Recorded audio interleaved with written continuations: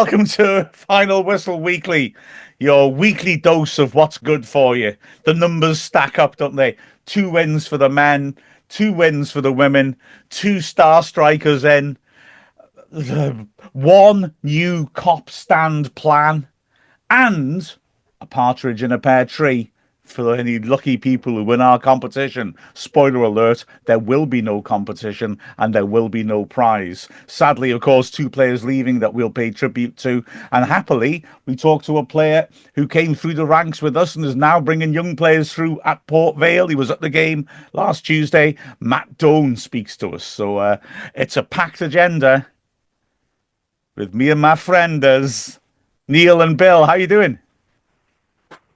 Yeah, good, Yeah. Mark. Just still reeling from being ignored off air by Neil. Yeah. He's too big time for me now. Oh. Yeah, I'm so sorry. I didn't even know you were there, mate. It didn't show. If you didn't speak the whole time, it doesn't show that you're on my screen. So there we go. No, it's all right. I'll Neil- forgive you, mate. Neil is struggling with a new phone, isn't it? Aren't you? You're struggling with a new phone, which doesn't I am. stuff like who's on the call. I haven't got a clue unless you start speaking that I know he's on basically with us, basically. So And so Bill needs to understand that Neil wasn't ignoring him. He just didn't know he was there. I did know he was there, and I was ignoring him. This is Final Whistle Weekly.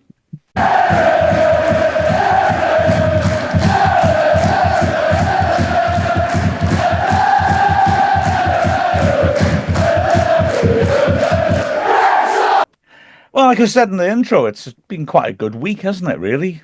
So let's start with the men's wins. Go to Crawley, get a well overdue away win.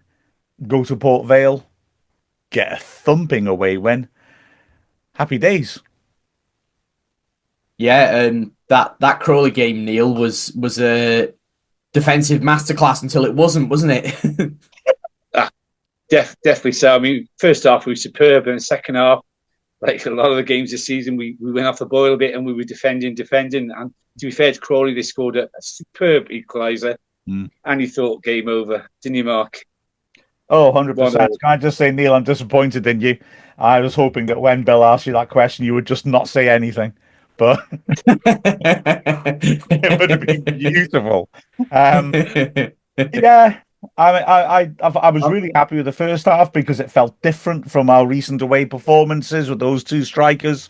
We were able to give them a different sort of service, and I think, frankly, it looked a lot more like what Parkinson envisages when we go away from home.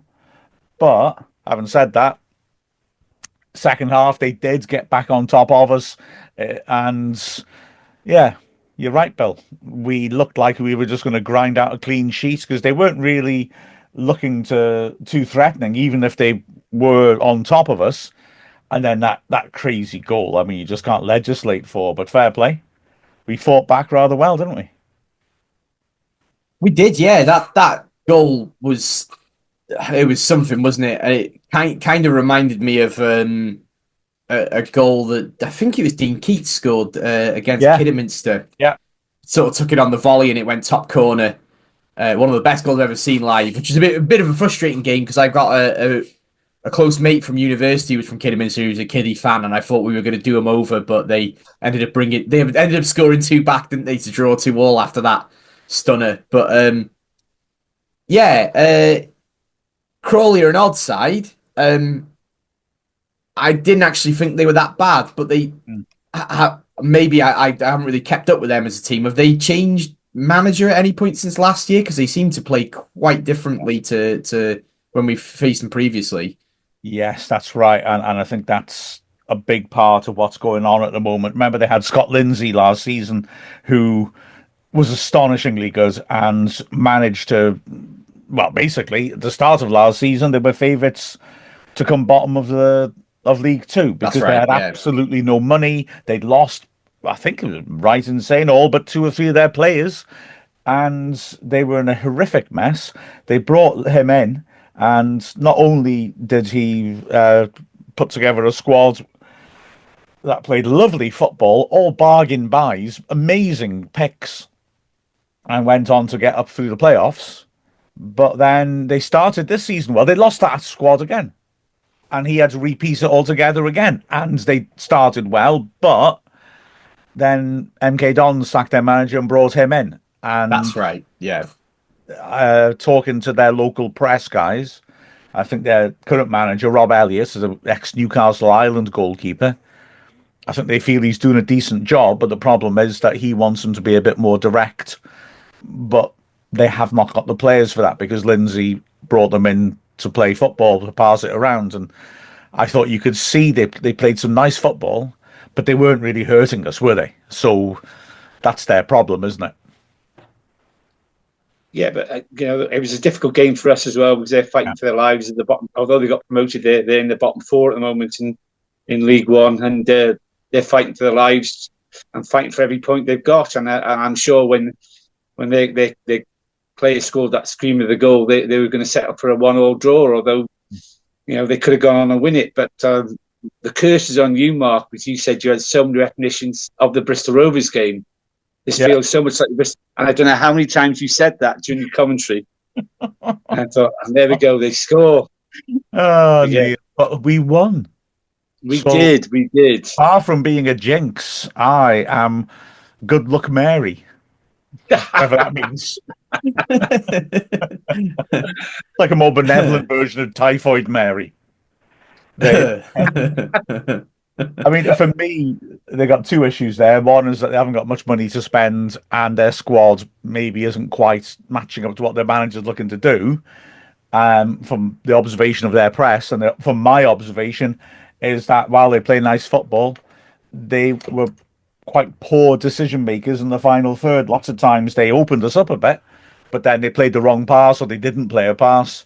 But as I said in the podcast, I was happy with that until the 90th minute when Ibrahim takes it on his chest and thinks, oh, it'd be a good idea to try a 1 in a million shot from here. When I saw it dropping and you could see he was going to hit it, I was like, go on, son, see if you can stick it in the car park.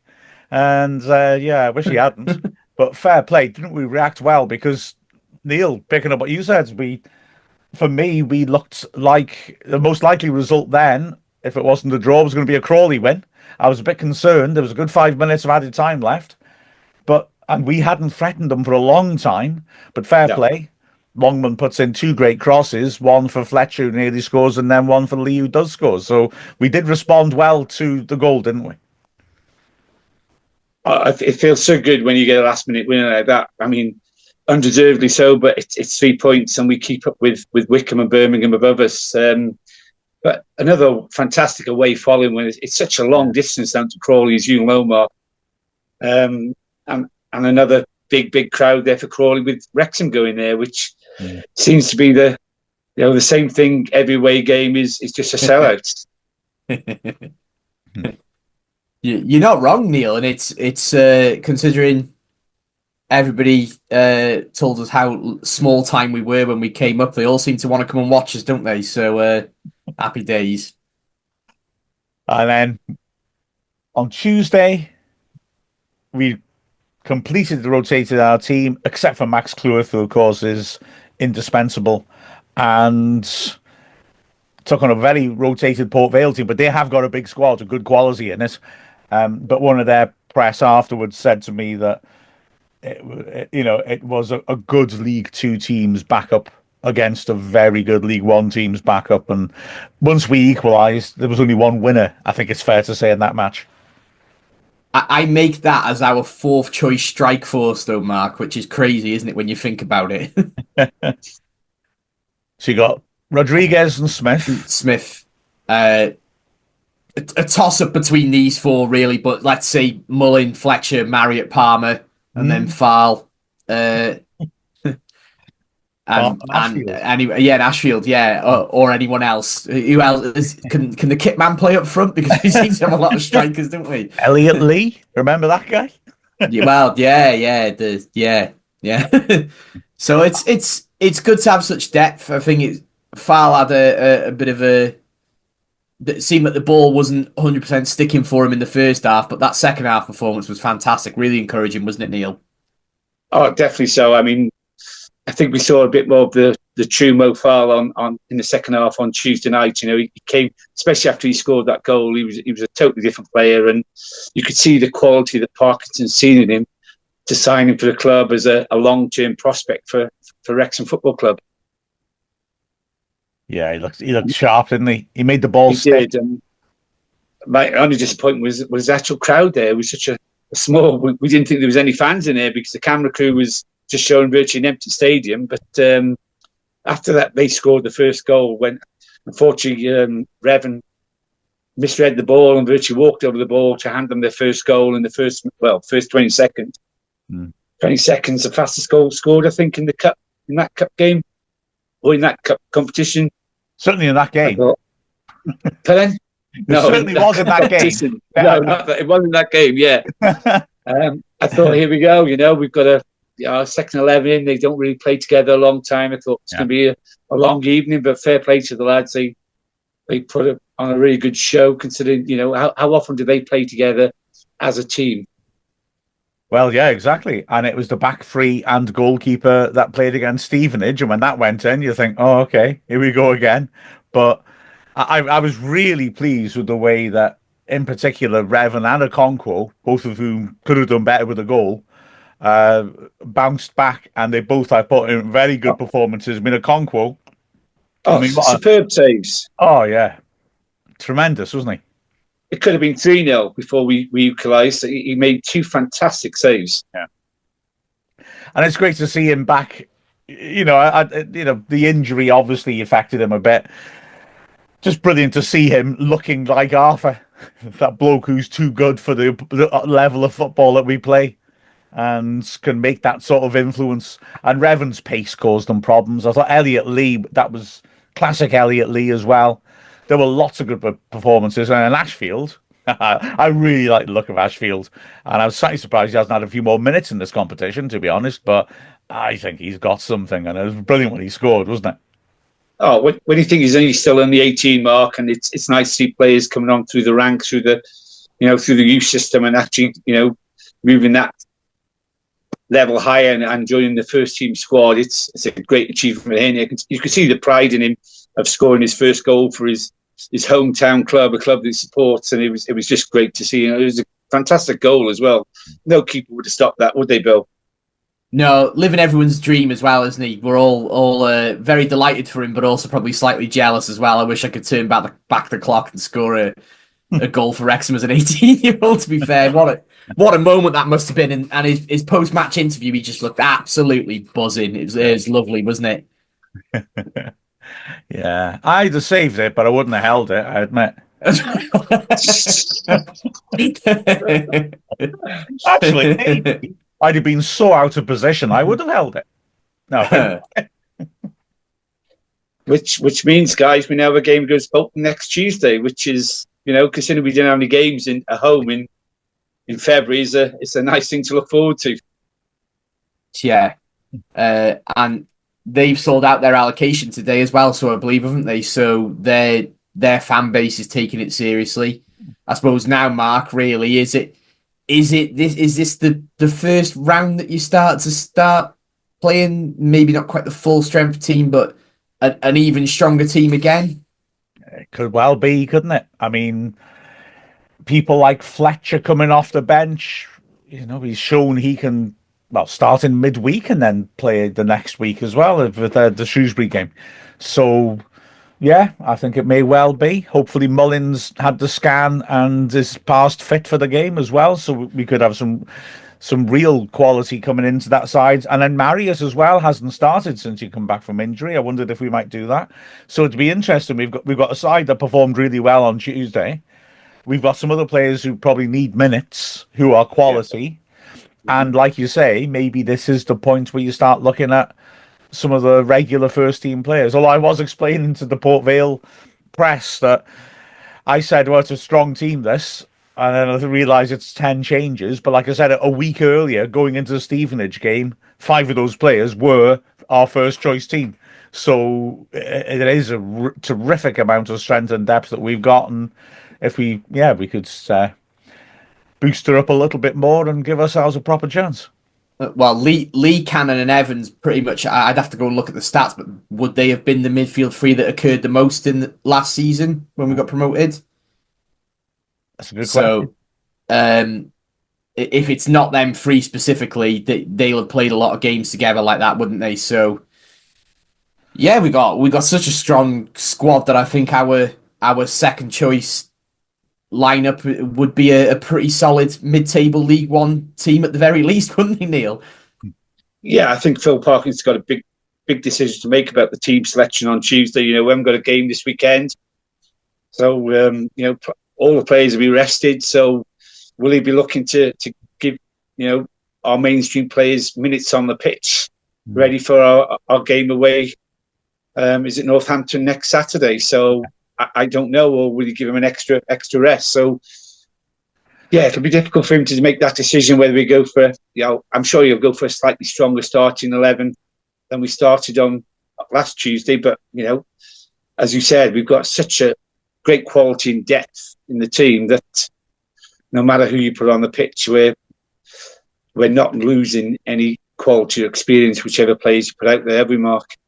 Exactly. And there's some players anyway. I mean, does Rathbone really need a rest? I mean, as I understand it, since Saturday, he's run back home from Crawley to Wrexham and he hasn't stopped moving since. So, he doesn't need a rest, does he? Definitely not. And I think as well, one last thing I'm thinking about that game is Longman. Again, just like on Saturday, showed his quality out wide. I can't help with that. You can learn more about You know what? Siri is really seriously starting to annoy me now. She jumps in every time we try to do a podcast. It's awful. And never anything constructive. Yeah, Ryan Longman for me. I mean, the quality of the assist for Lee and the ball in for Fletcher 2 minutes before. The 2 assists on Tuesday. I mean, he's got quality written all over him with his delivery. And see, there's an example there of we can rest Ryan Barnett, put him on the bench. If we need him, he can come on. But yeah, Longman has got something, hasn't he? Yeah, I think the first game he came on for us as a substitution, was it against Stevens? He came on as a sub. Yeah. I think he was very, very cautious with that. And you can see he's got that quality, but he was a bit scared to take on the opposition and take on the defence. But on Crawley on Saturday, showed a different side to him completely. Obviously, he's getting to know the players a lot better and the style of play that we play with. And he's just going to be players get busting a gut to get in that box, get on the end of a ball. He's obviously watched maybe, some of the videos where Barney gets that ball in the box normally. So, it's good to see him doing exactly the same thing, and long may it continue. Absolutely. And long don't continue because it's time for a break. And after this, although we do have other matters, I know that was good, wasn't it? We do have other matters about the men's team to address, but I think it's important that early in the show we talk about the absolutely superb week that the women's team have had.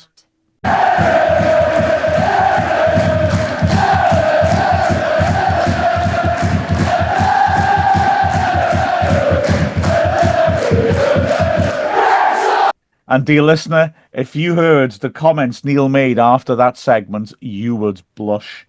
Honestly, Neil, you naughty man. Anyway, the women. Oh my gosh. I mean, you're talking quite rightly about Harry Ashfield living the dream. Well, which dream do you want to select for the women's team? The Wrexham fans scoring a hat-trick on Sunday?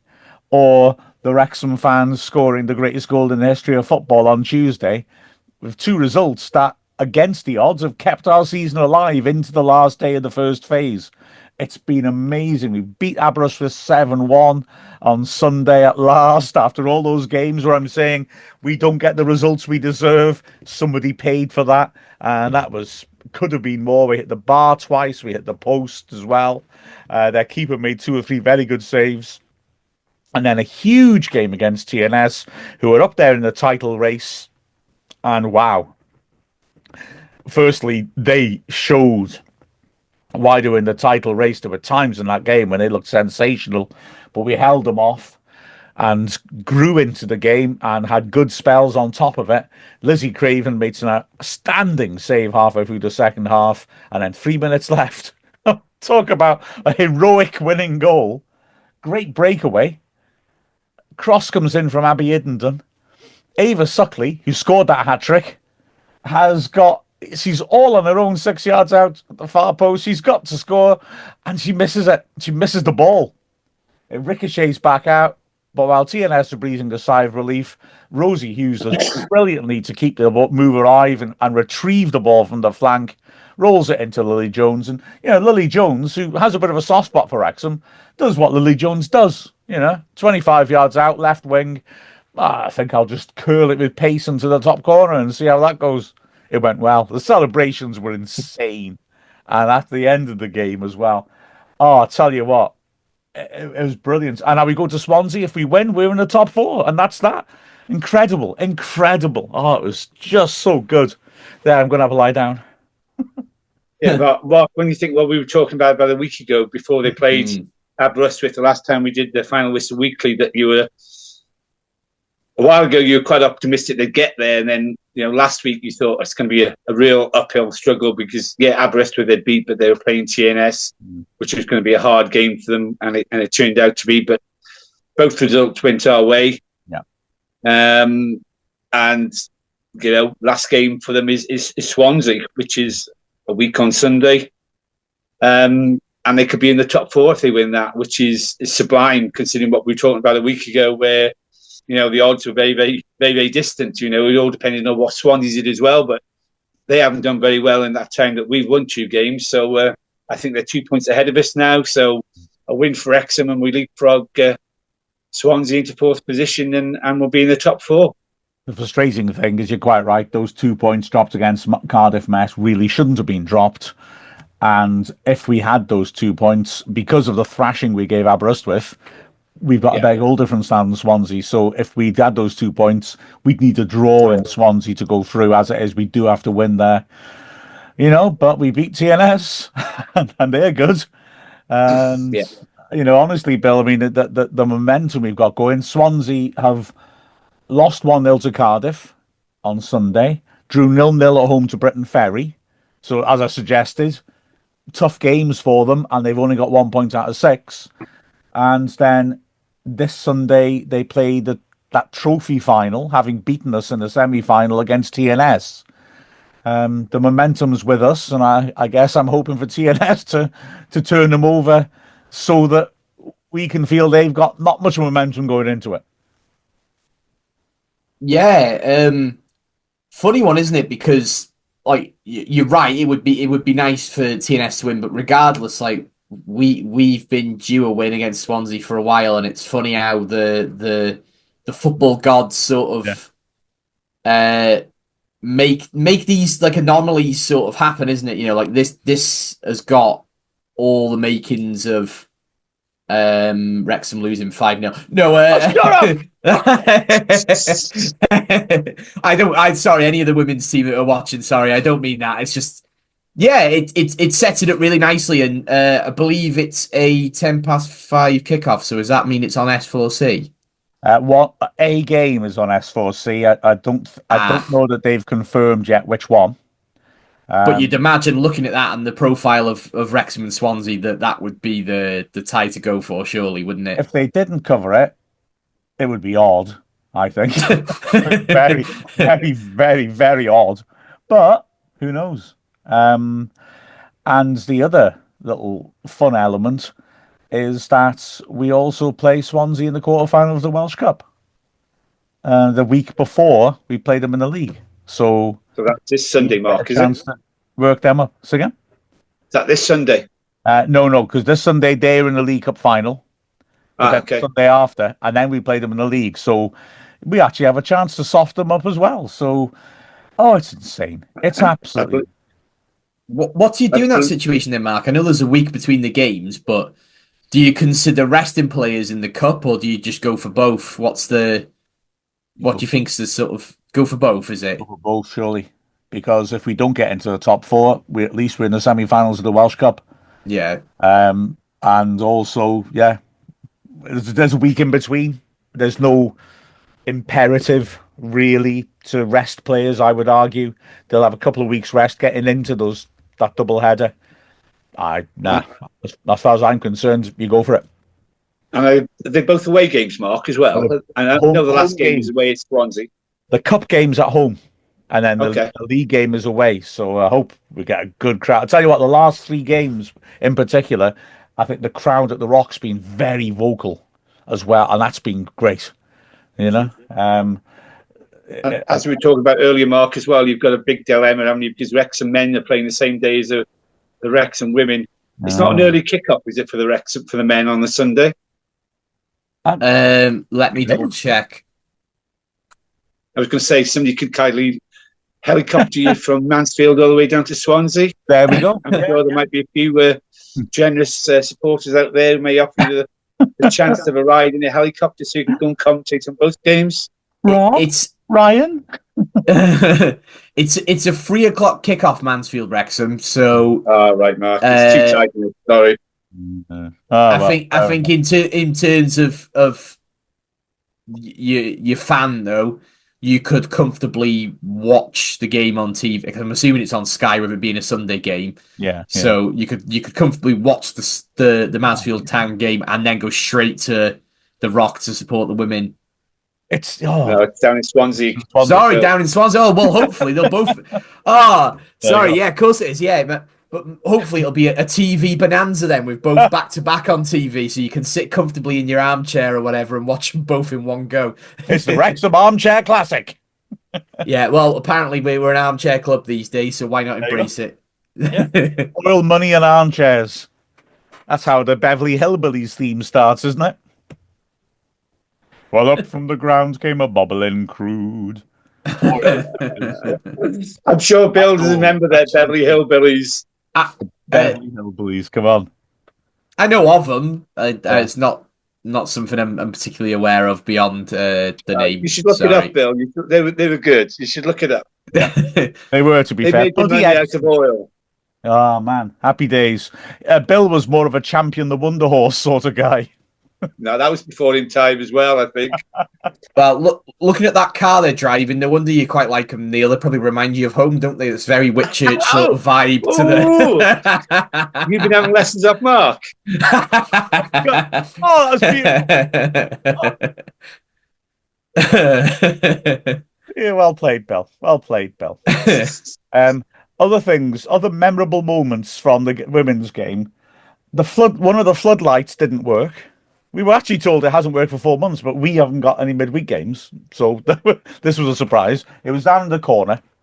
Wrexham and the ref were happy with it.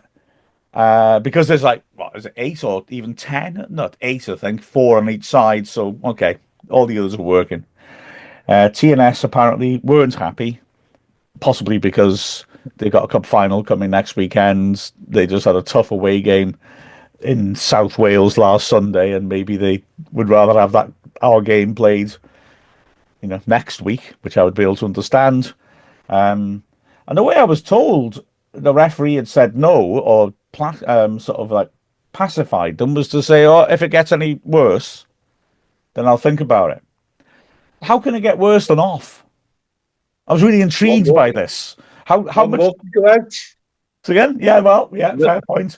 As well, TNS were arguing apparently that their goalkeeper won't be able to see the ball getting crossed in, which, apart from the fact that it's the same for both goalkeepers, surely you'd have to have a light above the goal off to not be able to see the ball coming in. It's the fullbacks who can't see what the hell they're doing.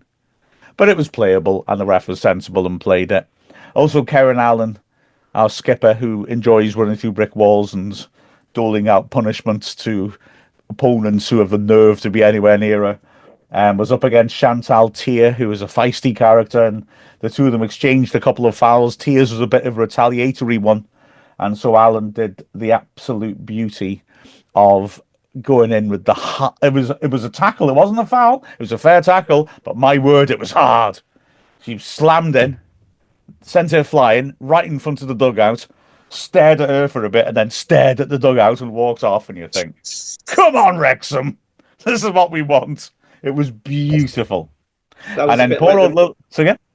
Go on, carry on, Mark. Sorry, go on. But good old Lily Jones dancing away after the game, absolutely delighted. She scored a goal for a team that she loves, and then she's got to have an early start because she's got a lecture in Bangor University on Welsh literature at 9 o'clock the next morning. Wow. But I reckon that's the best, isn't it? You can strut in with your goal playing on your phone. Sure, that's the best circumstance. You want an early lecture, don't you? I hope it went well for her. I was just going to butt in, Mark, a bit like the mascot at the Port Vale with you the first time you went there, the way he stared you out as well, you know. Yes, that's right. Although I'm happier with the mascot staring me down. He steered well clear. I'm telling you, he was scared. He was scared. He was. Tell you, he knows what I'm capable of. Let's shut up, have a break, and then we'll hear from Matty Doan.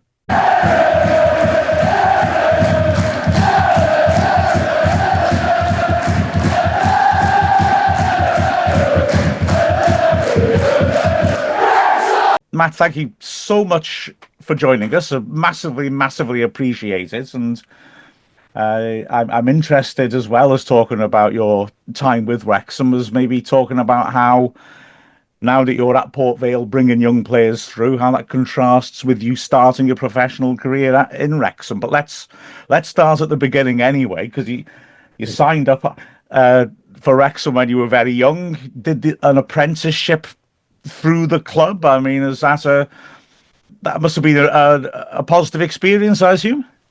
I absolutely loved my time at the football club all the way from 8, I think I started there, where the centre of excellence was still an ongoing thing. Ultimately till I left when I was 18. So I spent 10 amazing years there all the way through the academy. And like I say, luckily to make my debut and play for, in my sense, the local town, it was a fun time looking back on it. Absolutely, and I've seen an interview with you at the time, actually, that you gave for, I think it was with the Football League, where you were talking about how you felt the apprenticeship and things like that had helped you out. You know, it gives you a bit of a grounding, not just going in for training. Oh, without a doubt, and like you spoke on briefly there, how the times have changed between when I was going for the academy to what it is now. And I was lucky enough to have some amazing coaches, mentors to me, and things I probably can't put into practice now that was in place when I was in the apprenticeship scheme. But that was my grounding. I worked with some amazing coaches who have gone on to do incredible things in the game. And looking back, but still bump into coaches now in the game, and I don't think we realised how good we had it at that time. The likes of Steve Cooper, Steve Weaver, Joey Jones, who's like a second dad to many, including myself, Lee Congerton, Jamie Digwood. The list goes on. Damien Roden. There's so many people who have gone on from Wrexham Academy onto incredible things and still are doing amazing things now. So I think that was why I was so fortunate to have such an amazing time in the academy, is the people who are ultimately guiding my future career. And I know as well that in terms of like your BTECs, MVQs, ex-Wrexham wingers, funny how things all link up. Craig Skinner was very helpful. We've had him on this show. He was a lovely bloke. Sadly, I still haven't found the footage of the amazing goal he scored at Burnley. But maybe those sort of goals were better, that you just let everyone imagine what it was like than actually show them. You know, but yeah, clearly it seems like a good setup at that time. You know, I mean, were there things you learned from then that you can apply now, or has it all changed completely, do you think? I think society's changed from ultimately 20 years ago, when I was first coming through the academy system from 8. But the principles that I took through the academy still I endear to now. And like I said just briefly then about Joey Jones, he was such an incredible, you know, I don't think you'd bump into anybody that's ever to say a bad word about Joey. And that was without the academy system. He was tough. He was tough, and you had to be on point. And yeah, like I said, there's things and traits that I've took from Joey from now, or even to my coaching journey now, and Steve, everyone who was part of it, their core principles and beliefs were, you know, installed into us all the way through the academy. And again, I've tried to take that all the way through my own career, and ultimately trying to pass that on now, definitely. It must have been a very good environment when you look at it. I mean, Steve Weaver went to Liverpool, so did other people like Mark Morris, the goalie coach. Steve Cooper, well, heck, Steve Cooper wins the World Cup and then is a Premier League manager. Something in the water, something we were doing right, or just a lucky coincidence. Lee Congerton as well has gone off and general managed all around different clubs. I don't think it's luck. I think it was an amazing time that they come together at the same time, because I bumped into Jimmy Hunter the other week when we played Salford in the youth team, and bumped into Jimmy, and even Jimmy now still speaks. They're in a WhatsApp group. All the old staff still keep in contact with each other. And we said then, I don't think any academy really has been such lucky at a certain time in its history to have coaches that have said gone on to do amazing things, especially from League Two, League One club at a time. It was. I think it was just special rather than being lucky. They all got together, and again, it's amazing that they still keep in contact now. Now, you break into the first team squad like 2004, 2005. You're on the bench 5 times near the end of the season, although you don't actually get on the pitch in that season. But again, being part of, people talk about younger players traveling with the first team for experience, like being the 17th man or whatever it is, the maths is now, or or being on the bench just to be around it all. I mean, you're in and around people like Ben Foster coming through as a very talented young keepers in that squad, experienced players like Brian Carey, Darren Ferguson, scary phenomena like Juan Ugarte, Dennis Lawrence going off to the World Cup, and Carlos Edwards. Was that a good sort of formative experience for a young player to be in amongst them all? Yeah, it was a brilliant time to creep into the first team. I would say it was probably 16, 17. And I was on day release from school, from the school, and I used to go on a Tuesday. Sometimes I'd even have that exposure then as a 15-year-old, and they were amazing with me. You hear stories of all the pros getting after, and they did, but in the right way, and that only drove on your standards, and you knew the level you had to try and get to. So, Brian Carey was incredible for what he stood for, and he was so aggressive, but he was an absolute gentleman off and off the pitch. But the training, he'd let you know he'd kick you in the right way, but you knew it was coming from the right place. Say having Daz in there with all his experience and on your case, without a doubt, being on your case. But again, you only get that because he's trying to get you to the level that you need to ultimately be able to play at in league football. But there were some certain characters in there, and again, you just named a few that played for Wrexham and then went on to have amazing careers at international level and ultimately in the Premier League. And you were on the bench when Juan Ugarte did his club record 5 goals in an away game at Hartlepool. When you're sitting watching a game like that, are you thinking, get me on there, or wow, this is insane, leave me out of this? Well, I think once it gone to 3 or 4, I was like, yeah, we might be able to see the game over the line now, so I have a bit of this. But yeah, that was incredible. It's almost like a pub quiz question now. How many? He was the person to score 5 away, and yeah, Juan was especially that season, the season before, he was absolutely deadly, and again, a great character to have around the building as a young lad trying to get into the first team. It was. It's funny because I liked it when you said earlier about, it's no coincidence getting that good setup together. And I don't believe in luck particularly. I think things happen for a reason. But I'll never be able to understand how Juan Ugarte can score like 24 goals in about 30 games, but only 2 at the racecourse. I will never, ever. Is that what it was? Yeah, 2 at the racecourse. Wow. And I remember a couple of big home games where you think, oh, now he's flying. He's just scored 5. He's scored about 3-4 hat tricks on the road, and you're thinking he'll do that. And then at home, I don't know whether it was teams sat back more and he liked the space in behind, but only 2 at home. It was really odd. I didn't actually know that fact, but I don't know myself why that would be. I think you say Juan was pretty lethal, but yeah, I didn't know that it was so significantly away from home rather than the racecourse. Yeah. I reckon it's got something to do with having space to run into. That's my theory, but I still can't understand why you'd score at a ratio of 12-1 away from home. That's terrifying. Yeah. Look, we go back in the details of the breakdown of football. Yeah, but maybe away from home. Yeah, that's a stat I wasn't aware of, Mark. No, it was a real weird one. I don't know. It's but then of course when you made your first game in a Wrexham shirt, it's a friendly, but to be fair, it's not a bad friendly, is it? Liverpool bringing out the Champions League trophy beforehand at the racecourse. I mean, wow, playing against players of that caliber must have been something else. It was surreal because I actually remember I was at the training grounds that morning, or I got the day before. No, we had a game at the training grounds in the morning, and I got the phone call, or I got called into the office and said you're part of the squad tonight.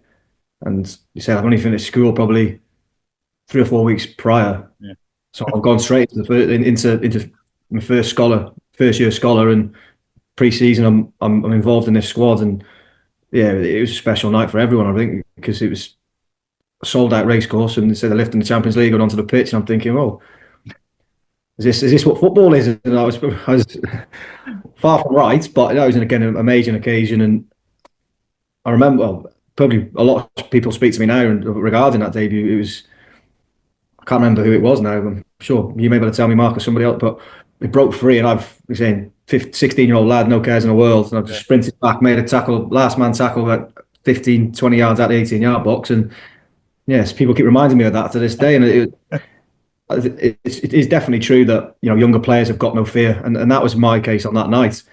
I found out that football's a lot harder than just making your debut in front of a pre-season game against the European champions. But yeah, it was a special occasion for not just me, my family, and everyone who was there. And that's interesting. A comment that comes in my head a lot, when I'm commentating or things like that. I used to have next to me up at the racecourse doing the statistics for PA, Joe Jacob, who was a midfielder for Chester. When I was a kid, I was watching him play mostly for Chester and Burnley as well. He was really good, sort of ahead of his time midfielder. And he went into coaching afterwards, and was at Southampton when people like Bale and Walcott were coming through. And I'd often have this idea in my head of young lads coming on for their debuts being maybe a little bit shy or nervous. And I think that's the football fans' view of things, whereas he would always say, no, it's the opposite. These lads are used to being the best player on the pitch. They think they'll go on. They got no fear, like you say. They'll go on and show these people a thing or two. Do you think that's... I mean, I know it varies from individual to individual, but do you think when I think that a player's going to be careful and respectful when they come on for the first few times, I'm being a bit naive, aren't they? You want to go out there and boss the thing, don't you? I think so, yeah. I soon came to know that, you say, when there's more pressure on and the game's a little bit different, and it's not a Tuesday night summer game, and it is a friendly. But I definitely think, that younger lads now making their debuts are fearless at times, but that comes down to the individual, really. And some I'll be able to play like I did on that Tuesday night in the middle of July and have no fear for the whole of their career and ultimately hit the highest heights. But some might that fear factor and anxiety may creep into the game after the debut, but again, it comes down to the individual. Which I guess is why, I mean, okay, I won't draw you into this to make a comment on it, but the whole controversy there's been over a few years with the, under 21s being in the EFL trophy, things like that, and whether they actually get enough out of that. But you certainly, when we were in the National League, you could see you'd bring in young lads on loan, not the fully formed article. In the Football League, you're bringing lads in who've maybe done a little stint in the National League or a little bit older or a bit closer to the first team. In the National League, you were often bringing in lads who really were genuinely, these are academy lads, they're nowhere near the first team. This is their first taste outside of playing in their age group. And you could often see, that technically they're better than an awful lot of National League players, but they can't sustain it. And it's hard to put them into, like you said, put them into that situation where you're playing in front of 800 people on a cold Tuesday night and you're playing up against people who are playing to put food on the table. It's an interesting part of their progress to being a proper footballer, isn't it? It's interesting to get those sorts of experiences. Yeah, it's a constant conversation around the 21s. Is it a good thing? Is it a bad thing? Is it the 23s? Because we are finding it harder now. It's how many lads go in from 17, 18 and make the debut and stay into League One or League Two football clubs. So I understand that we're going through it. Our place in every academy up and down the country is maybe physically the gap's too big at that age 17 when we're making scholar decisions. So that was the idea of the 21s, that they've got another 3 years to develop, and by that time potentially they may be at a physical level to compete against men's football. in my time, there wasn't that wasn't the case. It was either sink or swim. Yeah. To play men, you stay there, or also, unfortunately, you fall out of the game maybe and find a lower level, and you have to go again to get back up to that. So it is a constant conversation regarding the 21s, because the gap is, I feel, getting a little bit bigger between 18s and 13, and that 21s it's an interesting area at times. But like you said, it is there's different people's opinions on it, and we're seeing 21 when they do come to the end of the 21s that they're not ready for men's football still, because they've been playing this Cat 1 21s football, which is totally different to league football. Yeah. And then clubs, when they do get to 21 22, they're struggling to be at that level at 21 22, and they'd previously be looking, going, oh, he's 21 22, how many games has he played? Yeah. He hasn't played any. So it's a fine balancing act to get it right with them. It is. 100%. And from my perspective in the National League, that phenomenon has increased. I won't name any names, and I won't necessarily say they were for us, but you see players coming through for us or against us who've been banging goals in that Cat 1 football, but they have had no real football experience beyond that. And then when they come in, they look quite anonymous. And I think the game's totally different between 21. If you go to 21's game and a 13 game in the League One or League Two or the Championship, it's totally the difference in football. The tempo's totally different, and I think that's when you do go into League One clubs or National League or League Two, they get blown away by it at times. So that's why I think it's an ongoing question. You hear a lot of people say that 21's games are pretty unrealistic to league football. It was interesting when Dean Saunders was manager, because his first approach seemed very clearly to be that he had lots of good connections in coaching, and he was bringing in technical young lads from the top two divisions who were really good players, clearly, and they wouldn't have come to National League, or clubs wouldn't have agreed if it wasn't Dean Saunders. But having said that, they tended to immediately show what they had and then tail off quite badly, because it was not just being able to play in that level, but sustaining it. And I think they were better players than the ones who've been coming now with that less experience. But it was fascinating to see how it's just how difficult it is to keep doing it week in, week out for the first time as well. It can be a big leap up these days, it seems to be. Oh, massively. Yeah, massively. It's like you said, the 21's idea is a fantastic idea, because you're giving lads time who may be just a little bit undeveloped physically to catch up and get to a level. But like you said, the intensity is not the same at playing training with the first team or playing week out, Saturday, Tuesday, Saturday. Again, where you're playing against people who have got to pay for the family, and it's a way of life, and it's ruthless business end of football. And yeah, like you said, you burst onto the scene, or you stay there, you have a good 1-2 games, but then adrenaline's worn off. Physicality, you've got to go again and again. It's a fine balancing act between the two. Well, I'll come back to you, not least because you're the person I want to talk about, but also because I've just thought I don't want to discourage our owners from building a new academy.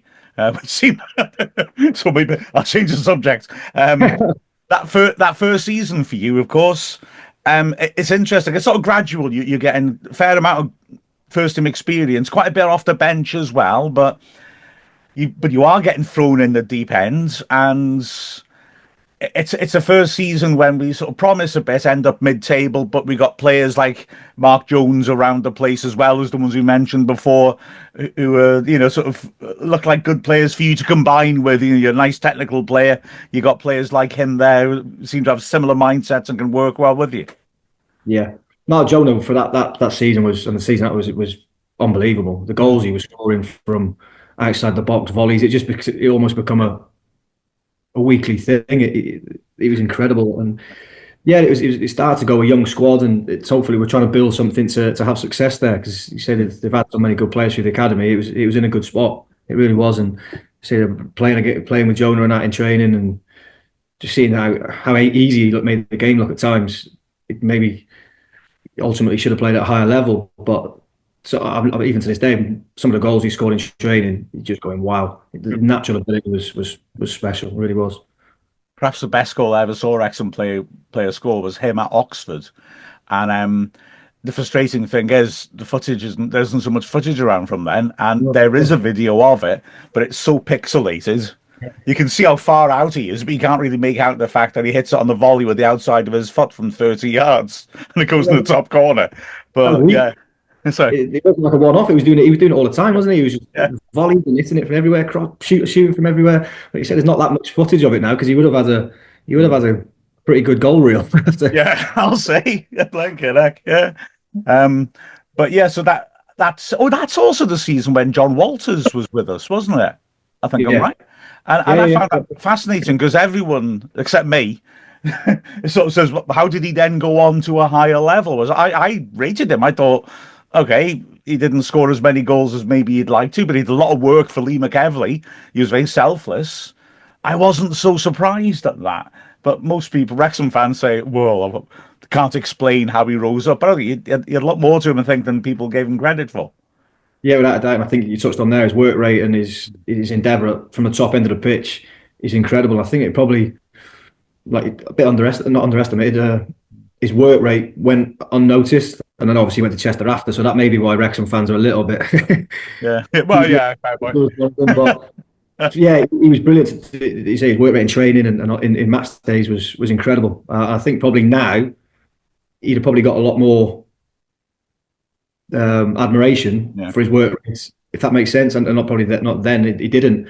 But I think in the modern game now, with his work rates and his pressure from the front, turning the ball over because everyone wants to play out, and he would have thrived in today. So no, I wasn't surprised at all because he trained every day properly, and yeah, he's a real handful. Yeah, I agree. I really liked him. I must admit, I'm predisposed to hard-working strikers who do work for other players, if I'm honest with you. My dad, and again, I won't mention names, but when I was a kid, my dad pointed out that Wrexham had a striker who scored quite a few goals. My dad pointed out that he pulls out of 50-50s, but he'll chase the stuff that he can't reach to impress the crowd. And the crowd kept saying how hard-working he is, but he wasn't winning anything, and he wasn't putting himself in any danger. Whereas alongside him was Andy Priest, and he was a workhorse. You remember Andy Priest, a big striker? Yeah. He was a workhorse, and he was a good player as well. I really enjoyed watching him.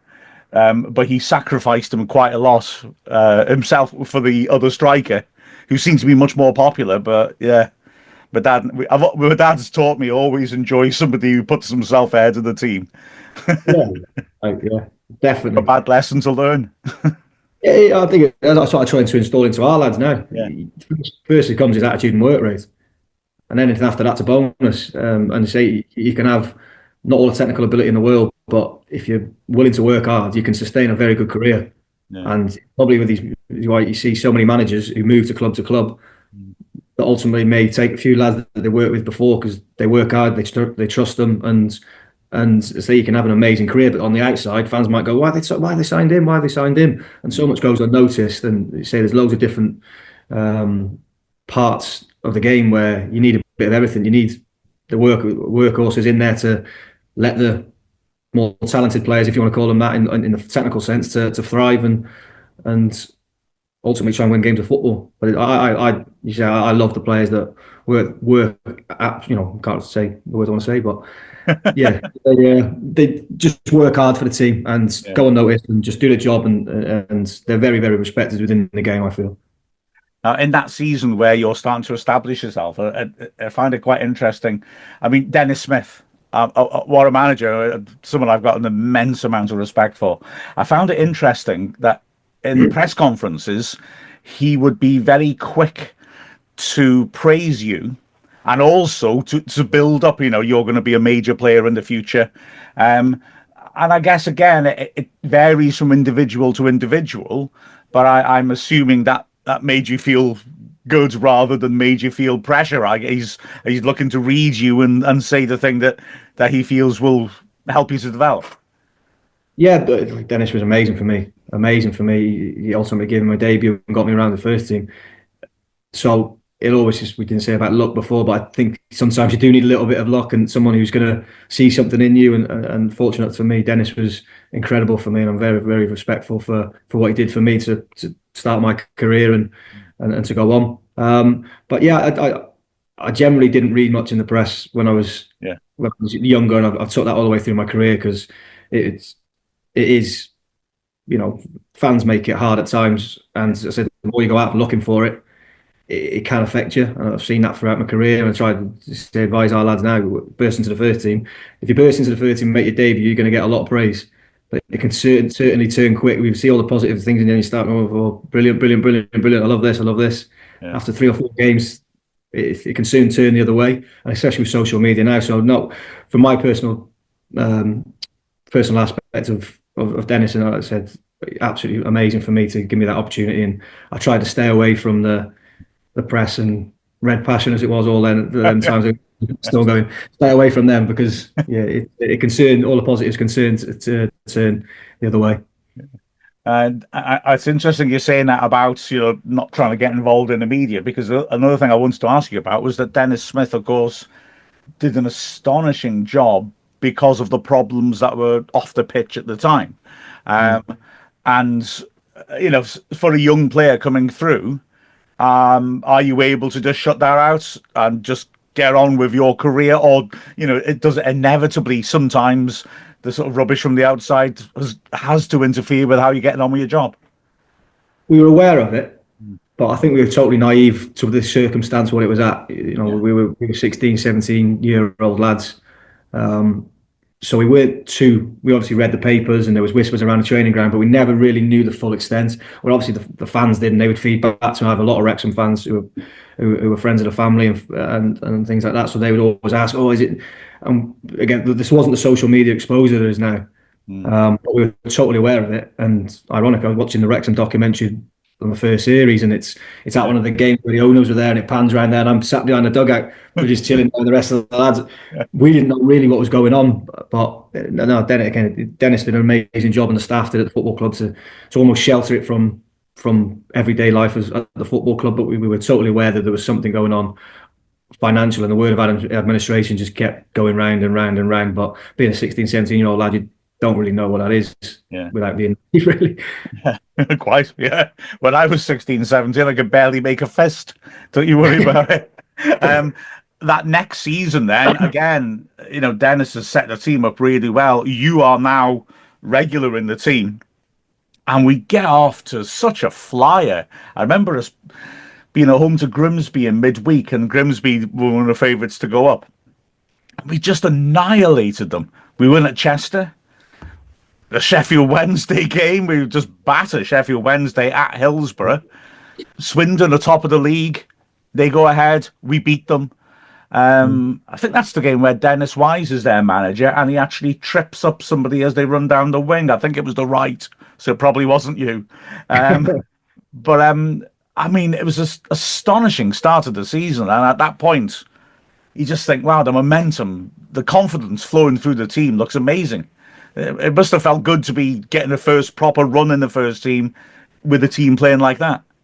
Yeah, like I said, the start of the season was brilliant. I think, well, I scored in that Grimsby game from about 5 yards, and it went in the top left-hand corner. Again, just thinking this is going to be easy, and it's going to be everything. And Swindon, I remember Swindon. We started really, really well, but we did start to slide, obviously, throughout the season. For whatever reason, I'm not too sure. But no, the start of the season was, again, making that really my first start or period of playing week in, week out was an incredible time. I another thing I can't explain. This is becoming a confession for me now. I never understood that season in that whether it's just confidence or momentum to start so well and then for it just to tail off so badly. I also, frankly, again, personal opinion, could never understood why they removed Dennis Smith, because I didn't think we were going to get back down to that. We weren't going to get relegated, I didn't think, under him, and I felt he could have corrected it. But it does deteriorate. But thankfully, under Brian Carey, we're able to have a hell of a rally at the end of the season when everything just looks doomed, doesn't it? Everything's like the opposite of what you expect in that season. Yeah, as I say, go from the start of the season doing so well and top half and it all going to plan. Ultimately, then to start falling down the league. But the end of the season speaks for itself, and it's one of my best days in my career. From then to the end of it, it was special. It really was. Well, yeah, that Boston game. Winner takes all. We're losing at half time. Come back in the second half. I mean, that must have been a ludicrous experience. That. Yeah, we're touching on it. Then it was unbelievable day in Wrexham. The sun was out, and I think there's 15,500 in there. The Kop, I've never seen a Kop like it. Probably since the Liverpool game. There's pictures now of when Valo scores the penalty and we're all in the Kop. It's iconic, I think, for us. But we went 1-0 down at our time. But we started the game really well, really, really well. I think we were dead positive, and I think it was a breakaway goal, but we were all over them. So we never went into half time thinking this is done. It was almost like come on, we're playing well. This next goal, iconic. Next goal wins it. Yeah, and that was it was an amazing day, and all the celebrations afterwards was, like I said, stayed with me for the rest of my life. Ryan Valentine taking a penalty the wrong foot. Chris Llewellyn celebrating, throwing his shirt into the crowd and not getting it back, and having to put a fan's shirt on for the end of the game. They're just insanity. I don't remember that. I don't remember Valo going with his wrong foot, and I definitely don't remember Izzy's shirt. Actually, I do remember Izzy's. Yeah. If you look back, if you look back, there's photos of him right at the end of the game. Yeah, he does that, then he throws it, he doesn't get it back, and the shirt he's wearing at the end is far too small for him. It's ridiculous. And I can't remember if it's actually a shirt from that season, but it's definitely a fan shirt. Absolutely astonishing. And the sad thing about it all really is that after doing that, the next season genuinely is bad, much worse than that season, and we drop out of the Football League. We look out of it by Christmas, really. We just don't seem competitive, and that's got to be such a frustrating experience, having all those highs to then go through that. Yeah, you said you finished on the season like you do on the Boston game, staying up, and you're starting the season already on a bit of a positive, going right. Come on, let's kick on. That's a scare almost, just to want to stay in the league. It's a massive football club, and it just never got going for whatever reason. I did feel we were very young. A very, very young squad, and again, that maybe come down to the problems off the pitch with finance, that we couldn't get players in on decent money, and it was a really, really frustrating, hard period. You can say all the agent. It's what I said before about this seems easy. That season was how ruthless and brutal the game can be, and it was a very disappointing season for everyone associated, football club, players, fans. It was tough times, it really was. We played in our the game that got us relegated at Hereford, which I got to be honest, I was dreading, and it sort of didn't feel as bad as I thought, because it was a case of when it happens rather than if it happens, But I mean, that was deflating, I thought. But at least you must have impressed them, because actually that is where you end up the next season, isn't it? Yeah, I remember going down the left-hand side, going from before the halfway line and nearly scoring. I think I've gone past 3 or 4 and probably should have scored. And I personally must have had an okay game, because, yes, Hereford came in for me in the summer. And that was that, yeah. It's you've had a hell of a career. I mean, fair play. I mean, playing for clubs like Sheffield United, Barnsley, you're part of Rochdale's best ever set up. Came back to play against us for Rochdale, of course, and I know you have season ticket holding friends. You knew you couldn't afford to lose that one.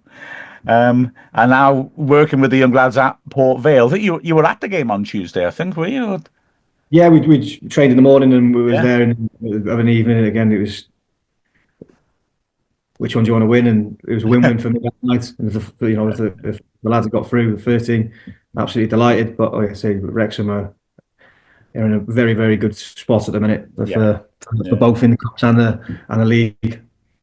You must be proud. I mean, players who are obviously coming through under you, like Shorrock, the left-sided player, who was I thought looked really good going forwards and nearly scored at the end of the first half as well. It must be great to see those players coming through. But the thing is that we're now up at the top end of League One, and you look at the players we've been able to bring in. When we fully rotate, we've still got a good League One side. So, I think, just thinking from a Port Vale point of view, we've got to come away from it thinking, well, our backup 11 did a pretty good job there, in terms of the quality of our backup 11. Yeah, let's say it's Wrexham squad now is 2 11s of League One, potential Championship players of, and can go again and again.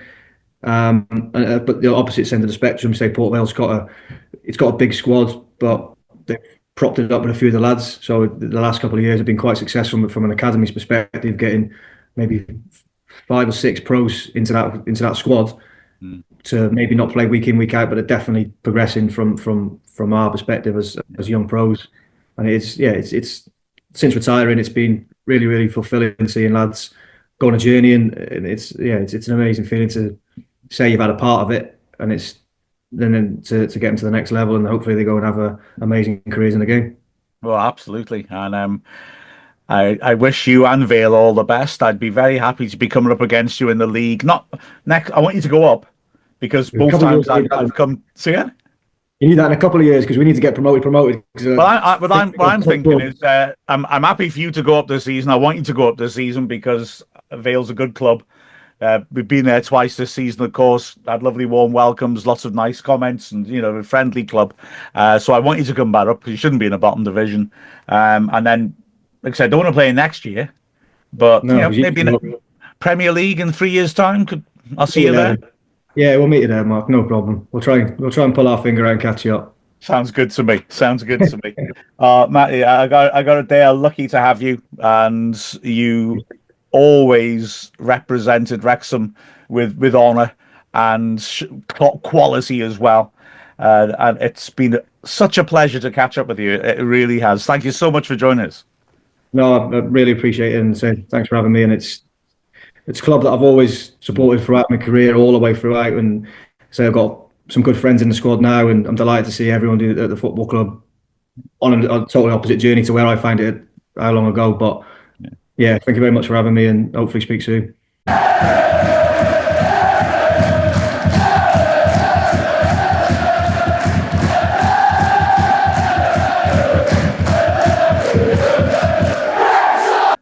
Matt Doan, then, lovely to hear from him, a real talent coming through as a young player, and fascinating to hear his thoughts on young player development as well, from his role, of course, at Port Vale.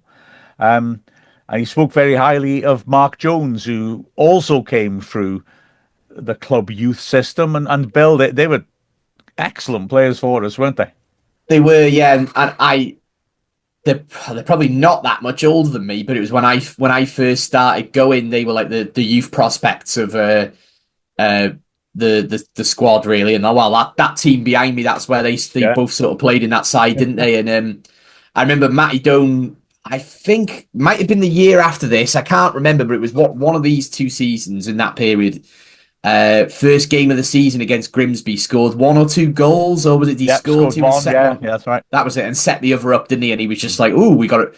First, he played a little bit the year before, but it was the first time he'd sort of really caught the eye, I think. Yeah, great player. Yeah, it's as he said, a shame that things spiraled in his last season and we dropped out the league. But got very good memories of Wrexham, except last Tuesday when we beat Port Vale. Although to be fair, it sounds like he was, he was level-headed about that, shall we say? Other disappointments, although I think they were you could see them coming, as we had 2 departures, of course, from the club this week, James Jones and Anthony Forde. Let's look at James first. We'll do it in chronological order. James left, and he goes with our best wishes. He has played a massive part in the incredible success of this club over the last 3 years, isn't he?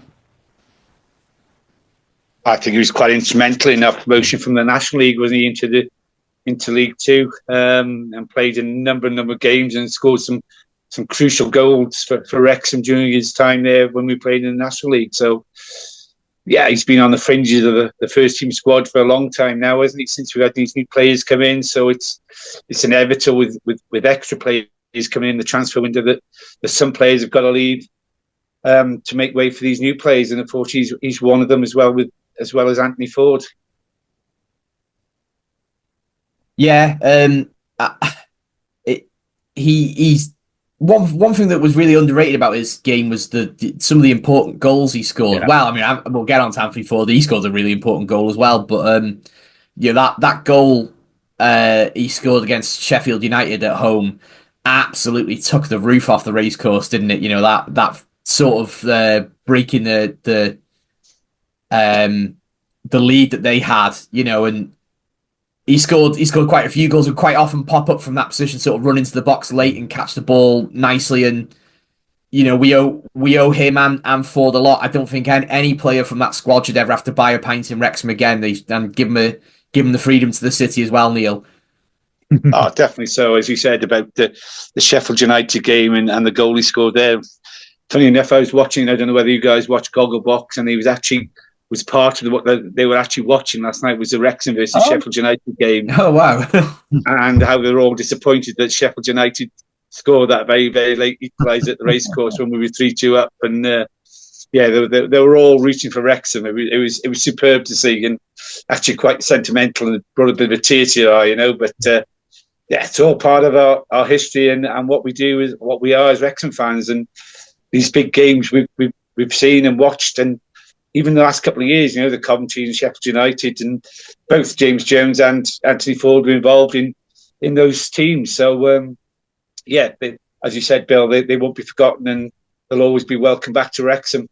So just to clarify, in Shropshire, Gogglebox is watching TV from 3 years ago. Yeah. Well, this might be these might be repeats. I hate to break it to you, Neil, but Liz Truss is gone. Pardon? Liz Truss. She's not Prime Minister anymore. Yeah, I see. Okay. Maybe she's not Prime Minister yet. Sorry. We're always on catch-up TV in Shropshire. You know that, Mark. Fair point. Yeah, you can't beat a bit of bully.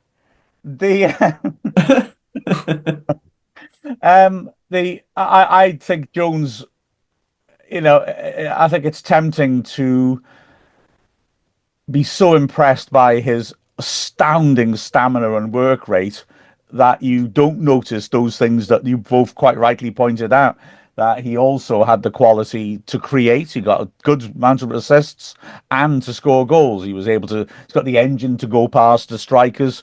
I mean, other ones that he got, of course, were he got the winner right at the end in the quarterfinal of the FA Trophy at Notts County. That was fun. And, you know, that he also scored that goal equalising with 10 minutes left at Halifax when Mullin then gets the winner. And, yeah, he was a genuinely good player getting into attacking positions, a really good player in terms of the relationships he'd have with the players outside and around him and the way they linked up. And, of course, that moves me beautifully on to Anthony Forde, who he had a terrific link-up with. I mean, when, like you said, that National League season, that combination between Jones and Forde, who would make space for each other, really was one of the instrumental elements, I thought, in us racking up all those crazy points. And Forde had a lot of quality on the ball, I thought. He was a really good crosser, wasn't he? Yeah, he was, Mark. I mean, and then we brought in, you know, Barnett, and unfortunately that's what happens in football clubs. You know, players come in and players move on, unfortunately, and we've just got to remember them for the times they were at the club and what they did for us as you know, for fans, and winning games for us and getting us out of that National League, which took us, you know, 15 years to get out of. So we'll always be grateful for them. And you know, Anthony Forde even got covered quite a lot, and he unfortunately on the documentary because of the illness with his wife, which was really heartwarming. And you know, how Rob and Ryan looked after him and everything, and he had some time from the club away. And yeah, there's a lot to like about both those players, that, you know, and what they did for Wrexham Football Club. It's just a sad truth, unfortunately, isn't it? That as if you carry on growing at the speed we're growing, there's going to be some players that unfortunately kind of have to make way. I don't know how to put that in a more sensitive way, because I don't want to seem like I'm being dismissive of the pair of them and their contribution to the club. But it's just a sad fact of football, isn't it? Absolutely. Ironically, their excellence has hastened the point where players are brought in their positions to deal with higher level football. But yeah, they both really did exceptionally well for us. Forde as well, I thought, was a very good one-on-one defender. He was, it was quite rare that a wide player would get the better of him. And they both go with our best wishes. Yep, and we've got to remember that James Jones will be back at the racecourse later in the season when Burton come to play us. Yeah. Except for then. Hopefully by then he and young Gary Bodverson have made Burton safe and they can happily just hand the points over to us. Well, there's still more good fun to talk about. So after this, we'll have a chat about a rather fancy new building that's going up in Wrexham.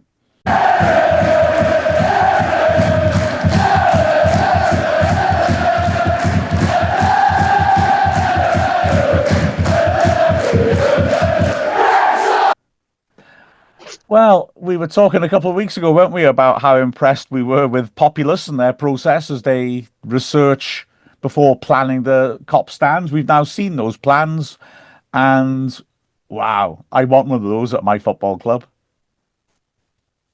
It's those dragons on the corner of the stand. They look kind of impressive on the plans, but I think they're going to look really imposing, aren't they, Neil, around the town, being able to see that from a distance. Yeah.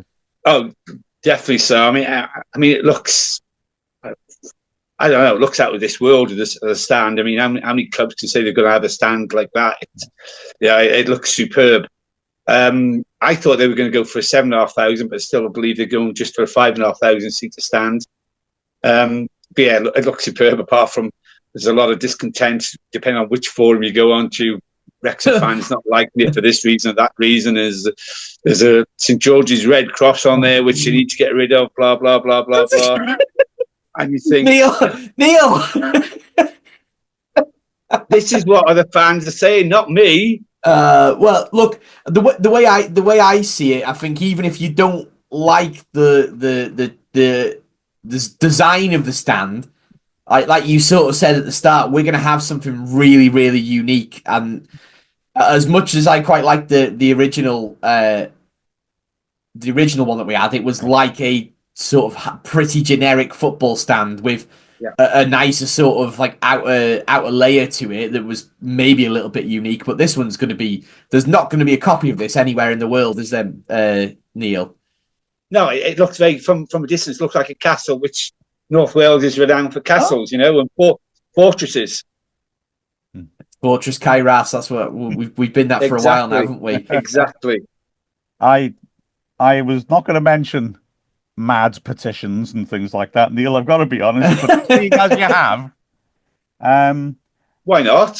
That petition was started. That petition was started by a Cardiff fan, by the way, who's done other petitions for other clubs. So they're clearly a bit of a wind-up merchant, whoever it is who's done it. Yeah, and why not, Neil? Because it should not be taken seriously at all.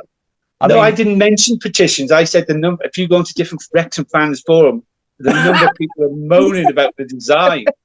And you think, what planet are you living on? It's a futuristic stand going up there, which, as I said in the beginning, is unique.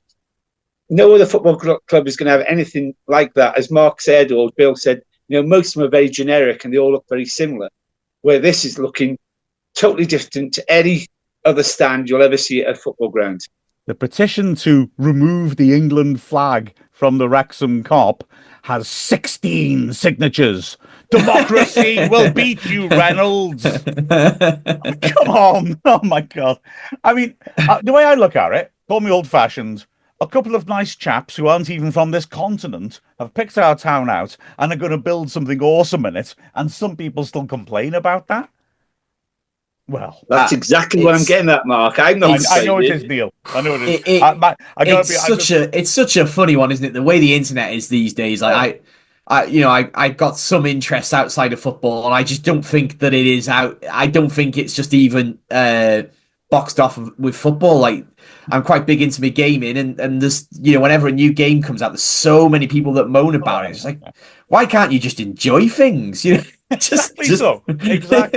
It's going to be amazing. Just enjoy it. As you said, Neil, 5,500 capacity, but it's being built with the idea of expanding it to 7.5 built into it. So that possibility is there when we choose to. Have you seen the 100K Plaza? I love that. in tribute to the fans, raising all that money. That's great, isn't that it? is for the bond to start the season. That is absolutely superb, isn't it? The Gresswood wheel, of course, will be incorporated as part of it. The Ruaben brick. It just speaks to so many terrific points that they have picked up, and for me, they have delivered what I think anybody who has the club and the town at heart would dream of. I think it's fantastic, absolutely amazing, and wow, I can't wait to see it. Those lucky European under-18 players who are going to get to play on it first, or in front of it first.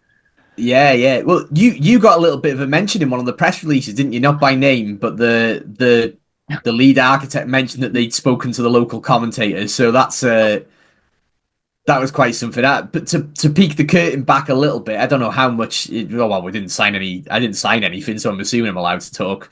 I bumped into them in Bank Street in town. The two women that were sort of conducting some focus group interviews, and then they ended up coming to my work to speak to some of the learners that we have. 4 lads. One who you used to teach, Ben Whitemark. He's a great lad. He was there with us as well, and obviously, I think these kind of designs would have been done at that point, and they're probably looking at more, I don't know, maybe the storytelling or some of the more inside sort of stuff. But I was really thoroughly impressed with them when I spoke to them. I was like, when you're speaking to someone and you just think you're more intelligent than me by quite some distance. Yeah, most moments in my life. Well, yeah. No, I agree. When I spoke to them as well, he just thought, right, okay, these are serious people. But then I think I said a couple of weeks ago, go and look on their website, and I challenge you to not be amazingly rather excited that these are the people who are getting this built, our ground built, because wow, the work they've done, the projects that they've worked on, absolutely amazing. It looks brilliant, doesn't it? I might get them to come in and do our patio. Can I be part of the focus group for how they're going to design your patio, Mark? Yeah, absolutely. What are my key brand values? What do you think of in terms of that when you think of me and my patio? Key brand values: pie. Yeah. Some kind of audio setup that might dip in and out of a connection at some point. It's like that, is it?